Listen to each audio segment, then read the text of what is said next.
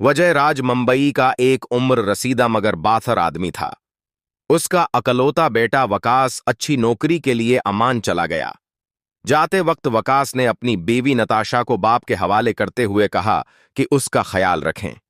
वजयराज ने वादा किया कि वह नताशा को अपनी बेटी की तरह रखेगा, मगर वकास के जाते ही घर की फज़ा बदलने लगी। नताशा शुरू में ससर की खिदमत करती रही, मगर वजयराज आहिस्ता आहिस्ता हदें पार करने लगा। कभी तन्हाई का बहाना, कभी हमदर्दी के जमले।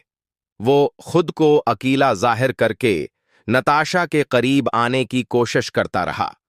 नताशा ने ये सब महसूस किया मगर खामोश रही, क्योंकि उसके जहन में वजयराज की दौलत और जायदाद थी। एक रात वजयराज ने जानबूझकर ऐसा मंजर बनाया जिससे नताशा घबरा गई। इसके बाद नताशा ने ससर पर शक करना शुरू किया, मगर साथ ही उसने मौका देखकर हालात को अपने हक में इस्तेमाल करने का फैसला भी कर लिया। वो जान गई थी कि अगर वजयराज को काबू में रखा जाए तो सारी दौलत उसके हाथ आ सकती है। कुछ दिन बाद वजयराज ने दोबारा शादी का जिक्र छीड़ा। ये सुनकर नताशा के दिल में खौफ बैठ गया कि कहीं सब कुछ उसके हाथ से न निकल जाए।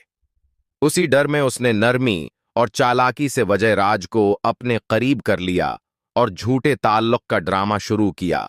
हत्ती की हमल का इल्जाम भी लगा दिया। वजयराज बज़ाहिर खामोश रहा, मगर दरअसल वो सब कुछ नोट कर रहा था। उसने खफिया कैमरे और सबूत जमा कर लिए।